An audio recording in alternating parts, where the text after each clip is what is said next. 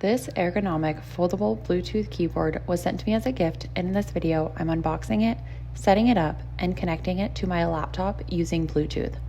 Starting with the unboxing, everything comes packaged neatly, and inside the box you get the foldable keyboard, charging cable, and user manual. As I'm taking everything out, I show each item up close so you can get a better idea of what's included. Right away, one thing that stands out is how compact it is when it's folded. It doesn't take up much space at all, making it easy to toss in a backpack, laptop bag, or carry-on for travel. Next, I unfold the keyboard so you can see the full layout. I really like the ergonomic design. Instead of being completely flat, it opens into a more natural typing angle that's designed to make longer typing sessions more comfortable.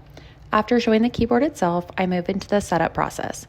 In the video, I pair it using my laptop Bluetooth. The pairing process was quick and straightforward. I simply put the keyboard into pairing mode, selected on my laptop, and then within a few moments, it was connected and ready to use.